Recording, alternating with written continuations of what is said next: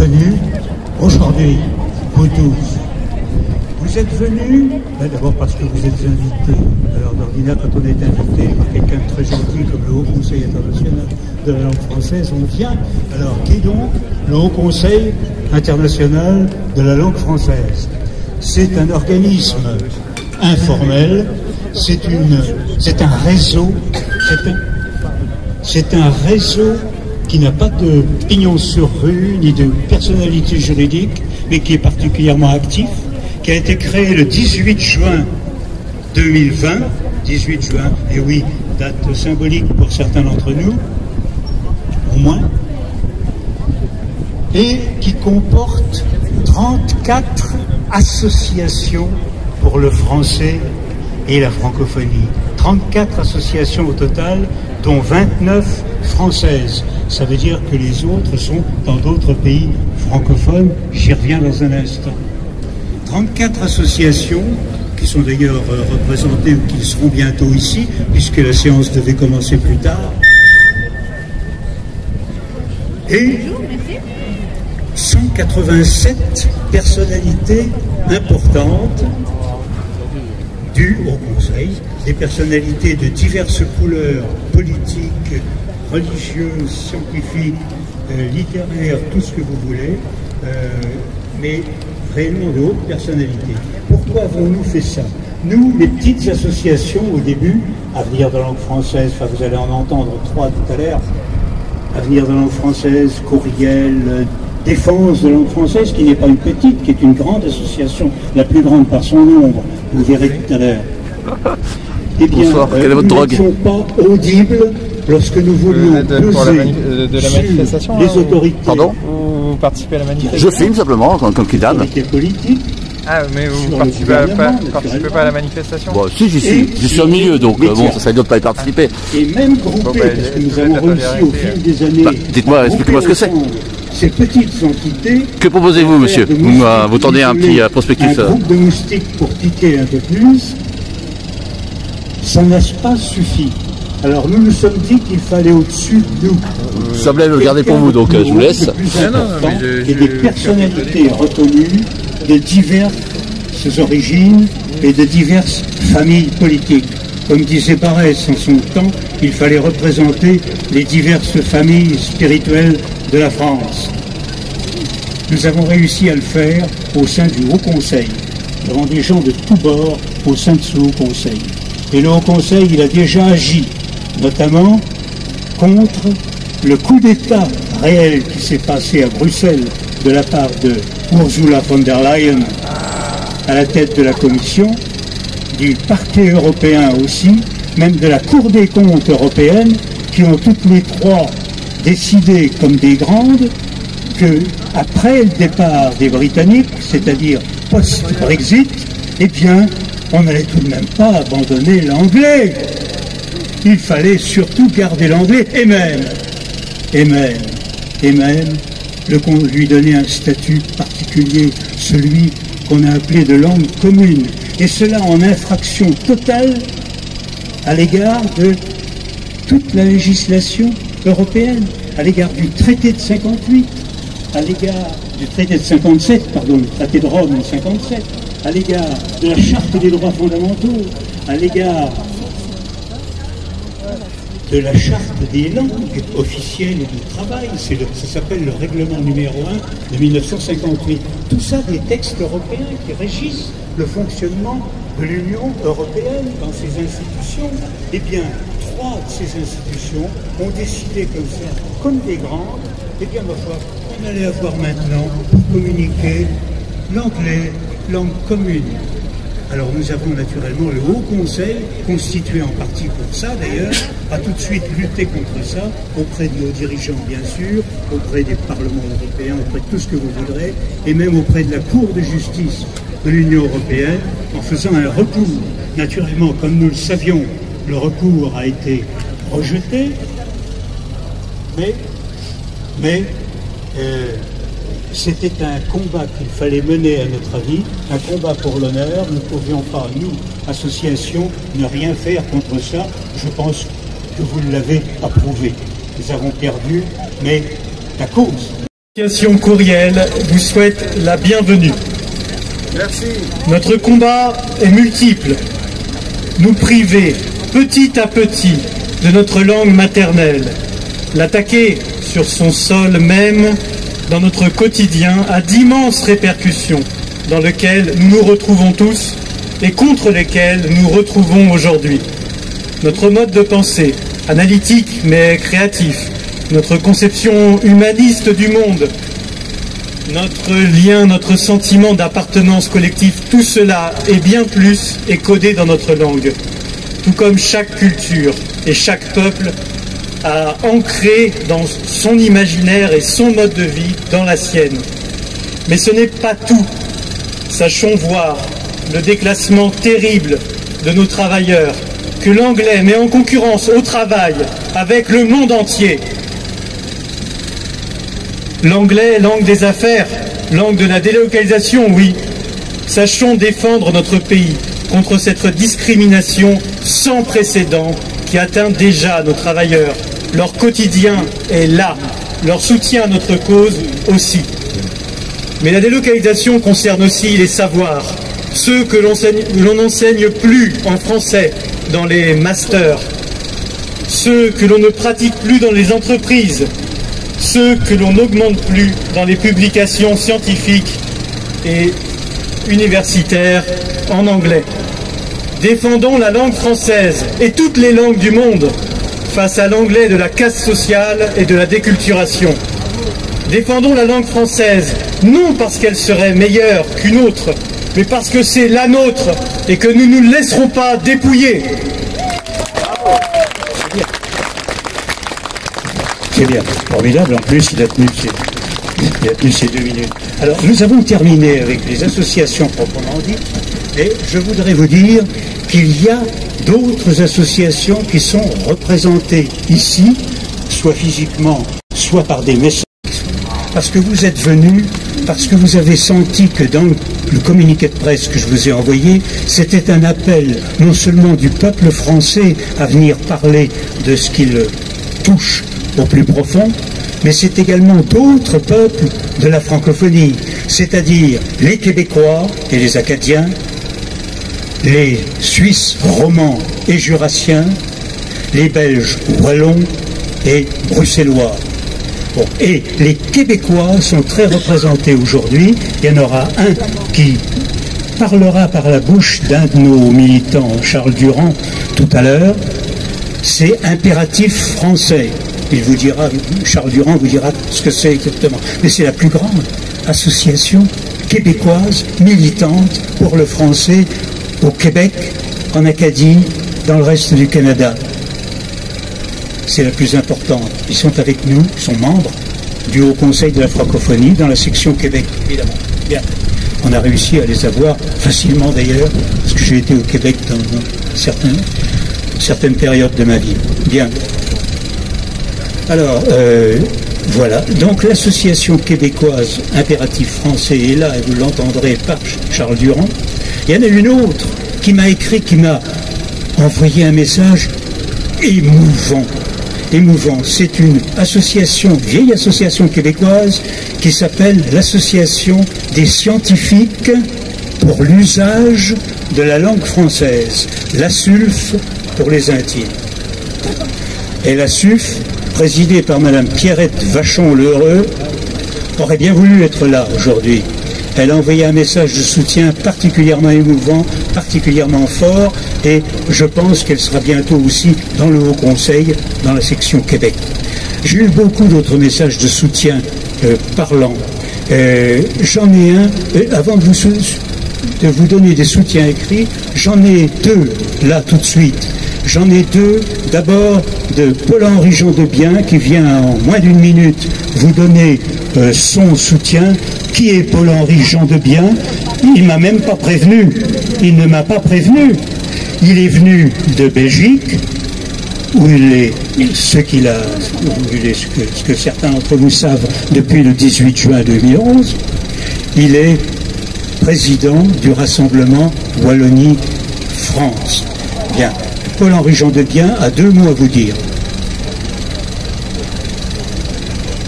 Je veux d'abord dire merci et bravo à toi, mon cher Albert, pour ton combat extraordinaire.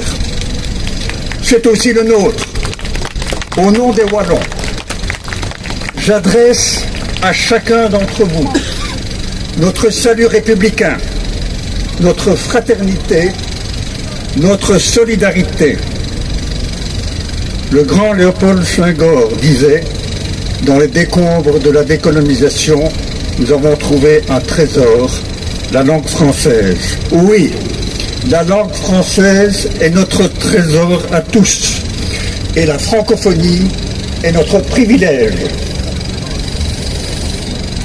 Nous les partageons avec les francophones des 5 continents. Pour nous, en effet, le français est plus qu'une langue. C'est un merveilleux instrument de liberté, d'humanité, d'universalité. Notre langue n'appartient pas seulement à la France, mais à tous les francophones. D'où notre responsabilité collective.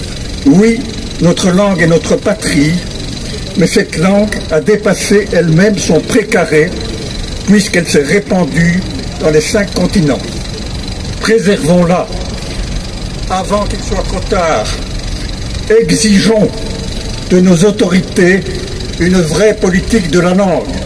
Je parle notamment des autorités belges, tristement et scandaleusement passives. Sait-on que Bruxelles est devenu le bouillon de culture de l'anglo-américain, un repère du volapuc mondialisé. Continuons le combat. Il en vaut la peine. Francophones de tous les pays, unissez-vous. Merci Paul-Henri. J'ai un deuxième message, monsieur, s'il vous plaît. Un message un poète qui est d'ailleurs vice-président de l'Académie de la poésie française. C'est un de nos militants, il est membre évidemment du Haut Conseil de langue française, un des premiers, il nous soutient, il a amené de ses amis aussi aujourd'hui. Voilà, je lui passe la parole pour parler de ce qui fait l'histoire de la langue française et de son rayonnement, pourquoi elle a rayonné tant, notamment grâce à la littérature. Merci, cher Président. Si vous le voulez bien, je commencerai par un poème que je vous dédie. Lorsque nous n'aurons plus notre langue française, de quels mots se servira-t-on quand nous voudrons en chœur chanter la pimpolaise ou fredonner la madelon? Quel sabir employé pour un poulet basquaise et commandé dans quel jargon la quenelle au brochet, merveille lyonnaise, ou le pot-au-feu bourguignon? Et je ne parle pas de nos 300 fromages qui ne survivront pas sans nous et qu'on ne verra plus embaumer nos villages de leur beau nom, de leur bon goût. Nous faudra-t-il traduire une tarte à la fraise, décortiquer un phare breton, ou se résoudre à napper d'une crème anglaise le moindre zeste de citron, et nos pots, nos flacons, nos fioles, nos fillettes, qu'on les chambre ou les boive frais, devra-t-on les soumettre aux mornes étiquettes des buveurs de bière et de lait? Langue du Notre Père et de la Marseillaise, symbole de la liberté, quand nous ne l'aurons plus, faudra-t-il qu'on se taise, puisque l'on veut nous en priver?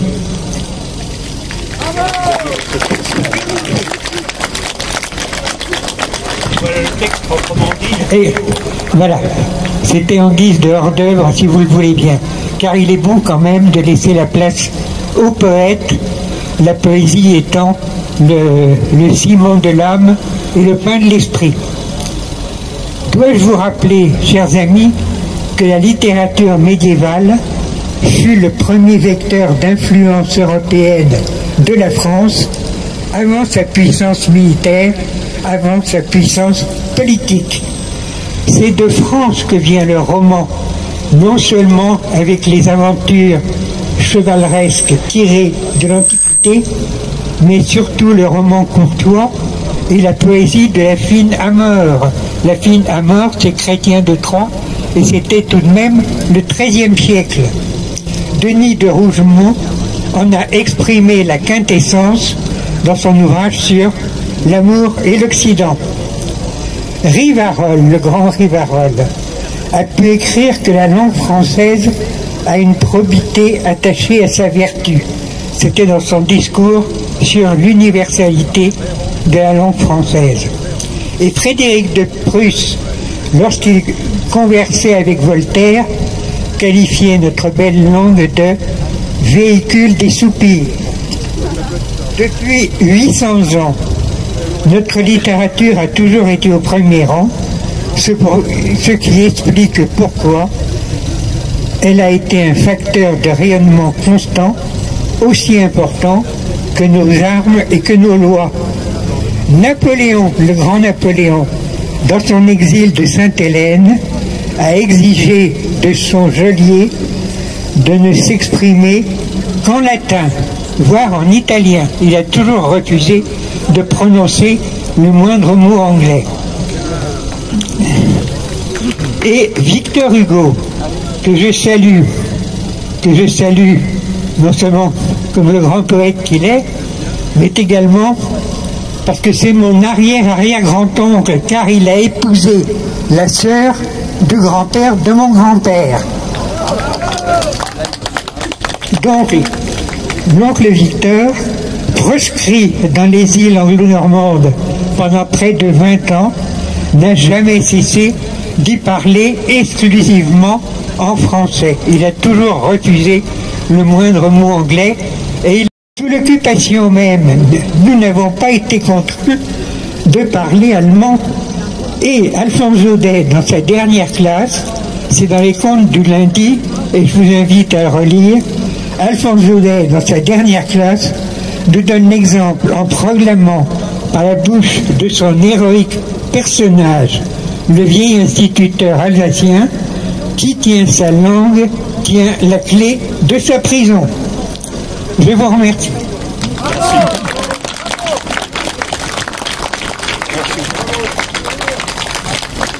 Alors maintenant, nous avons, après lui, toujours dans la première partie sur l'importance de la langue, de ce qu'elle représente, nous aurions dû avoir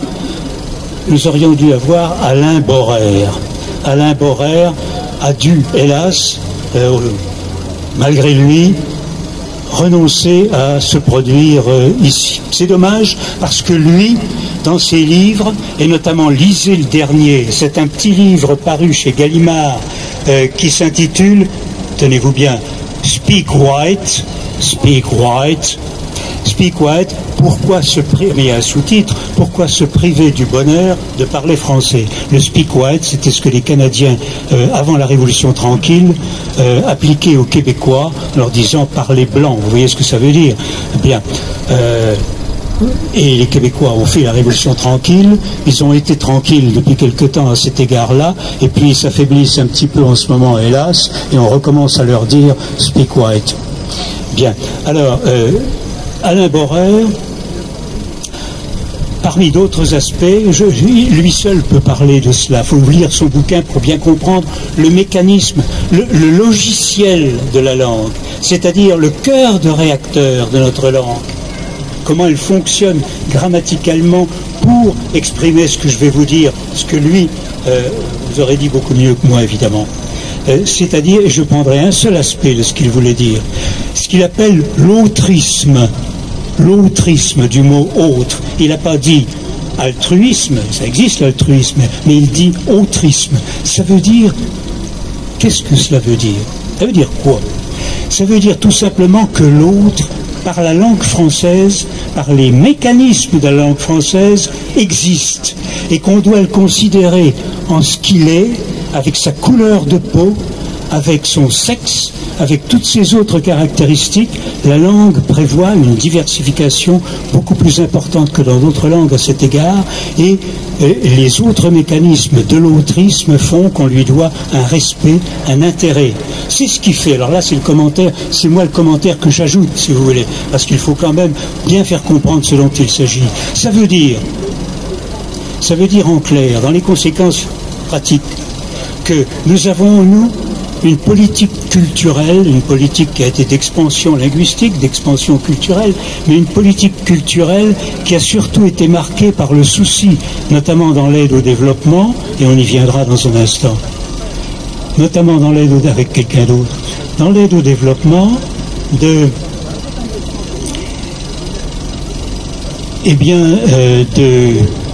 mieux tenir compte des besoins de l'autre et de agir selon deux principes très forts essentiellement, soigner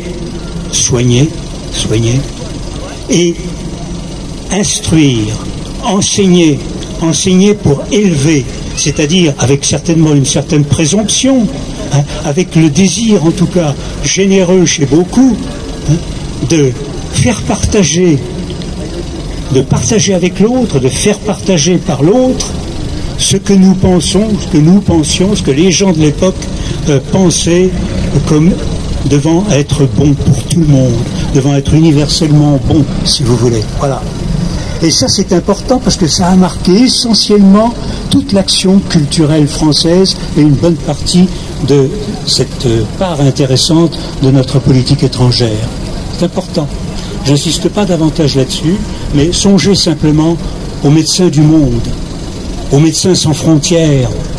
Ils sont les plus importants, créés par les Français, bien sûr, et au point qu'à l'étranger, on les appelle familièrement et avec sympathie les French Doctors. Les French Doctors. Voilà. Je vous passe sur tout le reste. On continue, et c'est important de comprendre ça. Ensuite, la francophonie dans le monde et la francophonie organisée. L'OIF pour les Indiens. Oui, je sais, il me met toujours une pancarte fin. Très bien. Alors, il est préposé à ça et c'est essentiellement pour moi qu'il le fait. Voilà, c'est gentil. Très bien. Bravo Mathieu. Alors, la francophonie et son organisation, 88 pays membres, etc., dont le Qatar et dont, vous ne le savez peut-être pas, l'Ukraine, en tant qu'observateur. Bref, je passe la parole aux personnes qui va vous en parler. Ne m'enlevez pas le micro, là voilà, ça va. Monsieur Lancinet Camara, qui va gravir l'escabeau.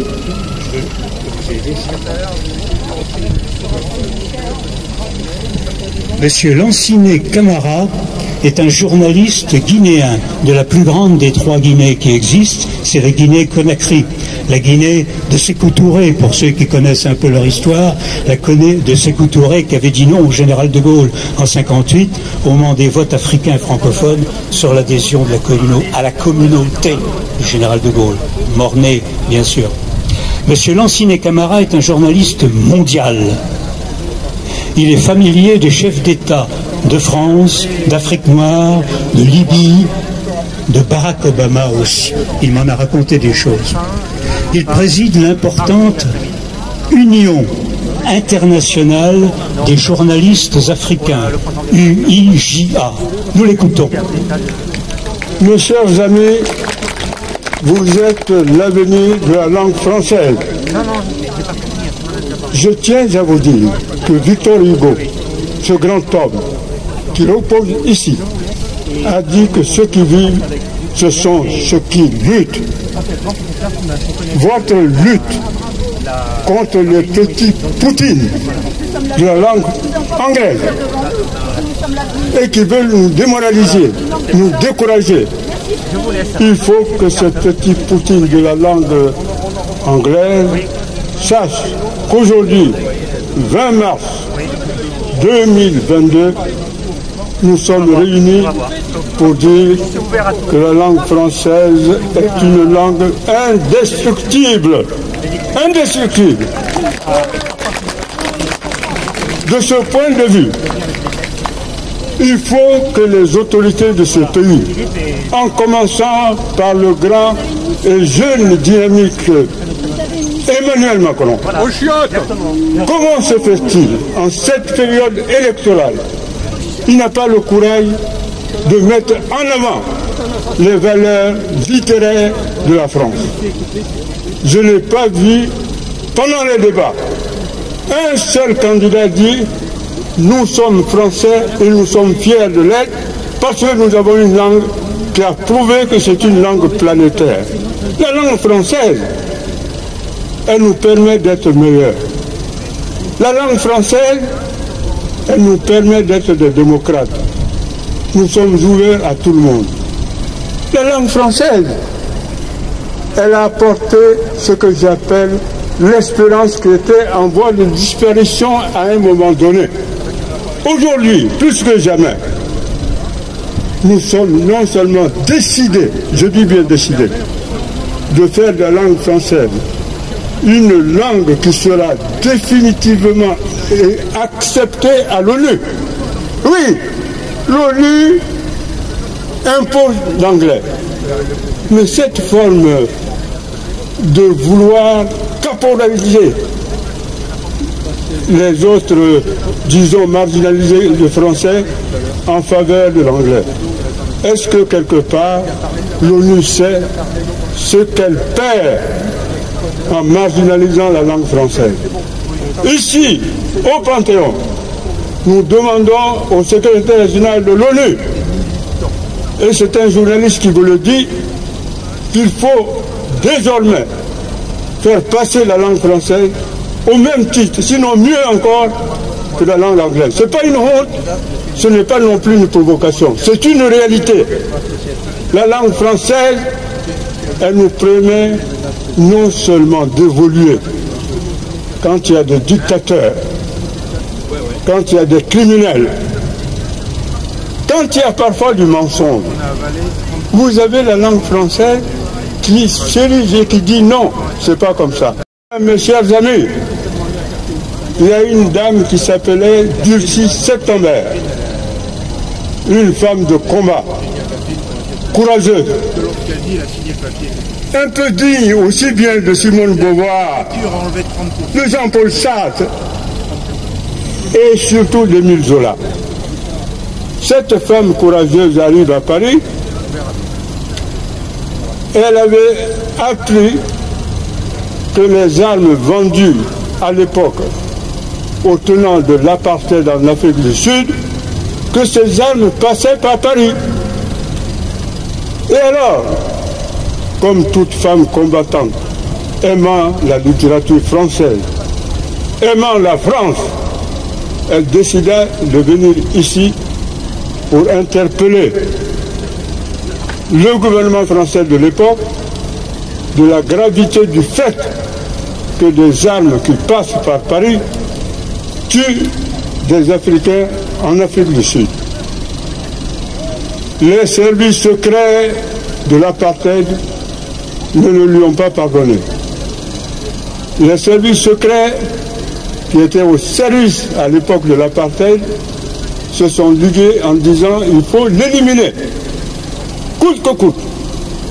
Et nous, journalistes, quand nous avons appris ça, on a tenté, parce que c'est la France, parce que l'injustice, nous la combattons en français. Nous l'avons défendue, on l'a cachée, on l'a amenée dans un quartier et puis dans un autre quartier pour déjouer les manœuvres des services secrets de l'apartheid. Malgré tout, ces services secrets étaient d'une efficacité, mais alors incroyable. Ils ont fini par savoir où on la cachait et ils l'ont assassiné ici en France. Et cette femme, avant son assassinat, lisait continuellement le J'accuse d'Émile Zola. Tout le temps, on dirait qu'elle avait le pressentiment qu'injustement, elle serait assassinée. Aujourd'hui, au Panthéon, nous lui rendons hommage. Nous rendons hommage à toutes les femmes toutes les femmes, surtout quand elles s'engagent pour défendre la langue française. Mesdames, vous êtes nos mamans, vous êtes nos sœurs, nous vous confions la francophonie, nous vous confions la langue française. Faites-en un monument, dites-le partout, que la langue française est plus que jamais debout, debout comme l'espoir, debout comme la vérité, debout comme la justice. Et je ne vais pas être long parce que parfois, quand on donne la parole aux journalistes, ils sont longs. Je tiens à vous dire qu'avec l'ambassadeur Salon, nous ferons tout pour aller un jour au Sénégal célébrer la langue française. La langue française, Senghor en a fait ce que j'appelle une sorte de miroir. Senghor, y compris dans sa négritude, a toujours magnifié la littérature française, la poésie française. Disparu. Il en reste quelques petites traces, si vous cherchez bien, Redul, mais plus grand chose. Maintenant, ça s'appelle PSL Université Paris. Donc vous voyez 3 niveaux, la recherche, l'enseignement et si vous voulez les bâtiments, c'est comme ça.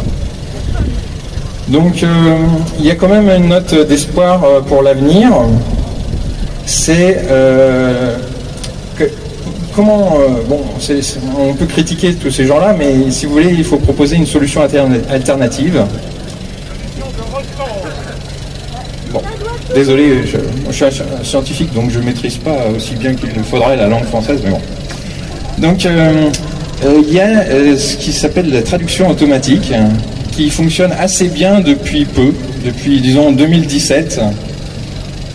Il y a notamment bon, vous connaissez peut-être Google, mais il y en a un qui fonctionne encore mieux, qui s'appelle DeepL. Bon, c'est une société allemande, et vraiment ça fonctionne très très bien. Hein, ce traducteur automatique, c'est impressionnant. Bon, au moins pour une vingtaine de langues, ça marche très bien. Et donc l'espoir, si vous voulez, c'est que les scientifiques, les universitaires se rendent compte que on n'est pas obligé d'écrire tout en anglais. Il suffit d'écrire par exemple en français, et puis on affiche ça sur une page internet, puis le lecteur, il clique sur un bouton, et puis il a la traduction automatique dans sa propre langue, et voilà. Alors, des fois il y aura des petites erreurs de traduction, mais bon, c'est pas grand chose, si c'est dans votre spécialité, c'est pas si grave que ça, vous comprenez le sens. Donc vous voyez, au niveau des articles, c'est possible. Et au niveau des livres, on peut même faire de la traduction et ensuite demander à des gens de corriger par la suite. Par exemple, moi j'ai un de mes bouquins qui est maintenant disponible en 14 langues. Donc à chaque fois j'ai fait une traduction automatique. Puis par exemple en espagnol, j'ai demandé à un espagnol de vérifier la traduction. Et ils font ça volontairement. Ils sont contents d'avoir des livres en espagnol. Donc vous voyez, il y a une sorte de porte, une piste, si vous voulez, pour l'avenir, qui est la traduction automatique. Voilà, j'espère que je n'ai pas trop débordé. Bonne journée. Et ça, c'est du concret. C'est du tous les jours qui se passe. Et vous le savez, dans beaucoup de domaines, c'est comme ça. Envoyer leurs enfants dans des écoles où ils pourront recevoir un enseignement en français sans subir de discrimination et de pression particulière de la majorité anglophone. Alors, nous, ce combat des Québécois et des Canadiens français, il nous paraît lointain. Le Québec est à des milliers de kilomètres d'ici. Beaucoup de Français ne semblent pas être concernés, ne se sentent pas concernés. Or, il faut regarder les choses d'un petit peu plus près. Comme vous le savez, depuis des décennies, l'anglais est devenu de facto la première langue étrangère obligatoire à l'école, au lycée, à l'université. Bon, ça c'est une chose, mais certains pourront le justifier. Bon, l'anglais a une grande diffusion internationale, c'est exact, donc ça peut être justifié. Maintenant, regardons les choses d'un petit peu plus près. Si je suis un élève en ingénierie, si je fais des sciences, et si j'étudie les sciences et les techniques, même si j'ai 18 sur 20 de moyenne, il me sera impossible d'obtenir mon diplôme mon diplôme d'ingénieur, si je n'ai pas une note minimale suffisante à un examen d'anglais conçu outre-Manche ou conçu outre-Atlantique, du style TOEFL ou TOEIC. Bien. Maintenant, regardons encore, il y a des dispositions qui ont été prises au niveau des lettres, au niveau de la magistrature, au niveau du droit et même au niveau des écoles de médecine. Je peux être un excellent médecin, je peux avoir fait des études brillantes de médecine, mais si je n'obtiens pas une note minimale à un examen d'anglais du style TOEIC ou TOEFL, je ne pourrai pas avoir mon diplôme, même si je n'ai absolument aucune intention d'aller m'installer à l'étranger. Et je veux rester simplement dans mon pays et utiliser ma langue. Bien. Maintenant, imaginons que je doive répondre à des appels d'offres dans le domaine de l'aviation, dans le domaine de l'électronique, dans le domaine de l'informatique. Eh bien, il y a de fortes chances pour que ces appels d'offres soient rédigés en anglais et demandent obligatoirement une réponse en anglais. Alors que ces appels d'offres ont été rédigés, bien sûr, par des Français, et c'est d'autres Français qui leur répondront en anglais. On marche complètement sur la tête. Il y avait également un autre exemple que je voulais... Oui, si je suis professeur d'université, eh bien, et si j'ai besoin de financement pour ma recherche, je vais faire des demandes d'octroi de recherche en anglais que je vais déposer auprès de l'Agence nationale de la recherche. J'ai bien dit nationale. Maintenant, on ne peut plus en France déposer des demandes de financement en français. On en est arrivé à ce point-là. Alors, rappelons-nous qu'il y a 8 ans de cela, il y a un peuple en Europe de l'Est qui s'est révolté, qui a pris les armes, qui a fait sécession pour avoir encore le droit de pratiquer sa langue, de vivre dans sa langue, de travailler dans sa langue. Et la question que je me pose, quand est-ce que nous allons, nous, devoir en arriver à cette extrémité pour faire respecter notre langue, pour pouvoir continuer à l'utiliser, pour pouvoir la transmettre à nos enfants? Alors, je tiens à souligner par mon lien par rapport à Impératif Français. Impératif Français actuellement publie une fois toutes les 3 semaines une nouvelle vidéo sur la langue française c'est moi qui anime ces émissions et dans l'espoir de donner des armes intellectuelles à nos militants, à tous ceux qui sont représentés ici, et d'autre part aussi d'éveiller l'attention des curieux qui pourraient éventuellement rejoindre nos rangs. Je vous remercie de votre attention. Merci. C'est un économiste. Oh, à cette distance. Ah, c'est vous le politique, c'est vous qui décidez, vous connaissez mieux que moi l'aspect médiatique. On va se mettre par là. Là, c'est lui. Ou alors avec les gens derrière. Très bien, ça me va. Alors, bonjour Monsieur Dupont-Aignan. Bonjour plutôt. Quelles sont les plus grandes difficultés que vous rencontrez en tant que politicien pour défendre la langue française? On va simplement les médias, l'oligarchie, le gouvernement, la plupart des hommes politiques n'ont pas compris que si on ne défend pas notre langue, on ne peut pas penser librement. Et il n'y a pas d'indépendance de la pensée sans l'usage de sa langue, avec sa sensibilité, sa culture, sa richesse. Voilà pourquoi il est extrêmement important de défendre la langue française. C'est existentiel, je puis dire. C'est donc constitutif, bien sûr, de notre peuple. Mais quels sont au quotidien les défis auxquels vous êtes confrontés? Avez-vous des problèmes pour de traduction, confrontés de faire défendre l'usage du français dans certaines commissions, comme j'ai entendu dire à l'autre journaliste? Il y a beaucoup de choses. D'abord, les administrations françaises, le président de la République s'exprime en anglais à l'étranger, ce qui est intolérable. Il doit s'exprimer en français. Si on veut qu'il y ait des francophones qui continuent à être francophones à Bruxelles, la part du français a décliné considérablement parce qu'on n'exige pas la traduction des textes, alors que c'est de droit. Alors pourtant que l'Angleterre quittait la... Oui, et puis que c'est de droit. Le français est une langue de travail de l'Union européenne, comme à l'ONU, comme aux Jeux Olympiques. Donc on ne défend même pas nos droits. La France, le français est une langue aimée dans le monde. Il y a des dizaines de millions de locuteurs en français. Et ce sont les Français qui ne défendent pas leur propre langue. Alors après, c'est au niveau intérieur, à l'université, dans les publications scientifiques, à la télévision, les publicités traduites en anglais. Bref, le français est attaqué de partout et l'Académie française a lancé un cri d'alarme. Et je crois qu'il est très important, comme candidat à l'élection présidentielle, que je sois ici pour soutenir les associations qui sont présentes. Quelles seraient par exemple les premières décisions de défense de la langue française que vous prendriez en cas d'accès au pouvoir? Très simplement, l'application de la loi Toulon, une nouvelle loi pour interdire les enseignements en anglais. Ils devront toujours être en français et traduits après comme ils le veulent. Troisièmement, tous les ministres, tous les hauts fonctionnaires, tout le monde s'exprimera en français dans toutes les instances internationales. Quatrièmement, nous renforcerons les crédits des alliances françaises, des instituts français à travers le monde parce qu'il y a une vraie demande de français.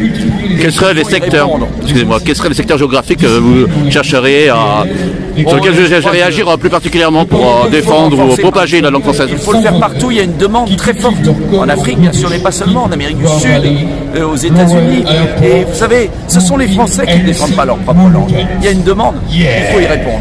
Quels seraient les moyens donc, pour motiver les Français à être plus actifs et plus combatifs au niveau de la défense française? On va leur dire simplement que s'ils ne parlent pas leur langue, ils deviendront des esclaves. Mais vous savez, les Français aiment leur langue. C'est plutôt une oligarchie qui se croit intelligente et forte en utilisant tout le temps l'anglais. Mais en fait, je crois que les Français peuvent être très attachés à leur langue, ils subissent. Et moi, justement, je suis candidat pour arrêter de subir. N'est-ce pas justement un rapport de force avec le monde anglo-saxon, les États-Unis, justement, qui cherchent à imposer leur politique par l'usage de leur langue pour imposer des systèmes de pensée? Tout à fait, mais vous savez, l'ennemi de l'intérieur, il est ici. Et il ne faut pas accuser les États-Unis, il faut défendre notre pays. Et c'est la faiblesse française qui fait la force des autres. Donc moi, je veux renforcer la force française. Merci, monsieur le Mandélion. On reprend. Pourquoi êtes-vous là? Bah écoutez, ça fait plaisir, j'ai entendu ça sur Radio Courtoisie en général, depuis un certain temps, donc certains libres journaux qui m'ont laissé penser que ça se passerait. Et justement, le fait de l'écouter, le fait de voir autant de monde, ça me fait plaisir. Voilà, surtout pour ça. Vous faites baisser la moyenne d'âge? On me l'a dit tout à l'heure parce qu'en fait, je me suis un peu perdu en arrivant et j'ai vu quelqu'un avec une banderole et je leur dis, écoutez, venez-vous à cette même manifestation que moi-même? Oui, voilà. Et ils m'ont dit, pareillement, ils m'ont dit, ça fait plaisir de voir des jeunes. Donc écoutez, ça me fait plaisir d'être là aussi également. Donc ça fait plaisir de voir aussi les vieux, donc à mélanger les âges. Moi, je n'ai rien dit. Je ne fais que réagir. Alors, ce côté-là, si ça me traite de réactionnaire, je n'ai rien demandé. Je suis navré. Ah bon, c'est pas... Mais par-delà le téléphone, c'est pour ça aussi. Du coup, j'essaie d'anticiper un peu la moyenne. C'est pour ça. Ah, d'accord. Voilà. Parce que boire à canon, c'est sauver un vigneron. Parce qu'il y a un message particulier. Ce t-shirt, excusez-moi, cette chemisette-là, je l'ai acheté. Ah, chemisette, j'ai bien aimé le terme. Oui, sur un site internet, en fait, qui est français, qui s'appelle, excusez-moi pour la fin de la pub, l'Atelier des Champs, qui s'appelle. L'Atelier des Champs. Des Champs, d'accord. Voilà, j'avais en fait entendu malheureusement un vidéaste, on va dire, qui est lui-même agriculteur et en fait qui vantait à peu près les mérites parce que c'est fabriqué en France et avec des produits en général, donc j'ai bien aimé. Voilà. La même manière de défense patrimoine français. J'essaye, à mon niveau, à mon humble niveau, il faut avouer que oh, c'est sérieux, c'est mieux pour l'image, hop, monsieur Couteau, hop. Que préconisez-vous comme moyen de défendre la langue française? Quel niveau est-ce que vous me laissez pour le faire? On va écouter 3 minutes, et sinon s'il n'y en a pas assez, je vous rajouterai 5 minutes. N'étant pas comment dirais-je, Avec des mots. avec des mots. Je peux essayer. Ah, et puis regardez-moi, je mange pas. J'ai le temps de réfléchir, c'est moi qui me mène à deux. Donc ce qui se passe, c'est qu'en fait, on vient de loin, d'une certaine manière. C'est qu'en fait, on vient depuis la fin de la Seconde Guerre. Excusez-moi, c'est qui on? Pour l'instant, tout le monde. J'affinerai au fur et à mesure. Nous, d'accord, nous. Nous venons. Justement, on était impersonnel et on arrivera en nous au fur et à mesure. Inclusif, c'est la mode. Ça, j'essaye de pas le faire. Sinon, je te mets, c'est pas la peine. Non, vous serez pas inclusif, d'accord. D'accord, tout va bien. Non, en vérité, depuis la 5e, on va dire la 5e République en particulier, on a ce président-là qui est capable de tout faire. De ce côté-là, il n'y a pas de souci. Si ce président-là défend les intérêts de la France, si ce président défend les intérêts de la langue française, il n'y a pas de souci. De quel président parlez-vous? Celui qui a instauré la 5e. D'accord. On pourrait déjà De Gaulle. en parler aussi du coup et faire tout un aparté là-dessus, mais on a que 3 minutes comme vous dites, donc c'est pas... Oh, pour avoir 5 minutes de plus, hein, moi je suis pas pressé. Hein. Je suis pas non plus un interviewable. Non, excusez-moi, la petite faute. Comment dit-on? Entretien, voilà, invité. Un invité, ça me va très bien. Voilà. Donc encore, à l'époque de Gaulle, c'était possible. Il n'y a pas de... Pourriez-vous parler plus fort, s'il vous plaît? J'aime pas hurler, j'aime pas du tout. Je me rapproche alors. À l'époque de Gaulle, c'eût été possible, pourquoi pas? Car De Gaulle lui-même incarnait déjà cette partie-là, quand il est revenu ensuite d'affaires, il incarnait déjà cette idée-là de la France, on va dire, souveraine. C'est un mot qui est très important pour moi, la souveraineté. Mais des milliers et des milliers de on en a eu quelques-uns qui ont fait certains à droite à gauche. Imaginons le dynamitage salarial et social sans précédent des marchés nationaux, européens et mondiaux. L'Union européenne, déjà pour moi, cette désegmentation linguistique sauvage induite par la car les mélanges des économies qui n'ont rien à voir entre elles. Alors, je parle juste de la France et de l'Allemagne, mais on pourrait aussi parler de l'Espagne, on pourrait parler du Portugal et de la Grèce, éventuellement. Entre les salariés, même plus haut, on aurait pu parler du Royaume-Uni, mais il n'est plus là. Ah, il n'a pas disparu. Si, si. Je vous dis, avec le Brexit, ce qui s'est passé. Ce qui s'est passé avec le Brexit, c'est qu'en fait, le Royaume-Uni a quitté l'Europe, apparemment. Ouais, carrément, il est venu sur un bateau et puis hop, on l'a envoyé loin. Il n'existe plus. Je plaisante. Et du grand capital transnational. Donc voilà, en tout cas, depuis qu'il ne fait plus partie de l'Union européenne, ça n'a aucun sens. Je vais parler anglais de ce côté-là. Et c'est une des raisons de ma présence ici aussi aujourd'hui. Divers sur quelques préférences. Une estime se fonde, et c'est n'estimer rien qu'estimer tout le monde, puisque vous y donnez dans ces vices du temps. Morbleu, vous n'êtes pas pour être de mes gens.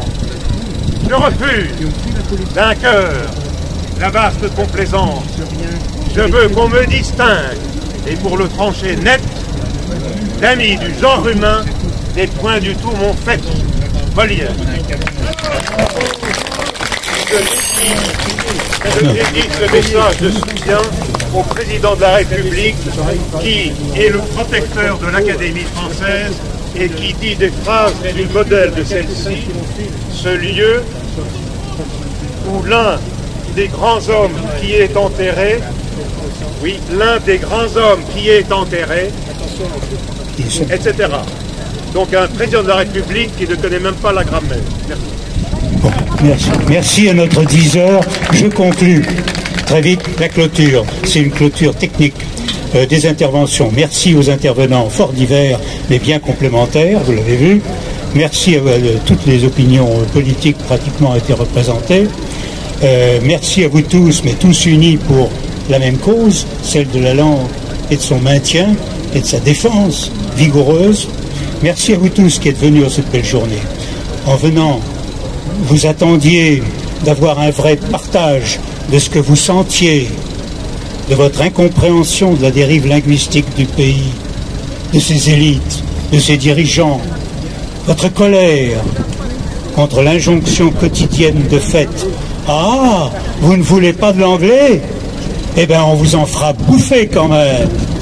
Peut-être savez-vous mieux pourquoi résister, comment résister et avec qui, et pour obtenir enfin un sursaut civilisationnel.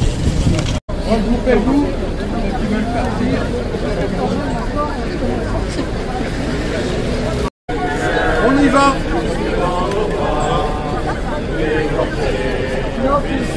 campagne, aux âmes citoyens, formés,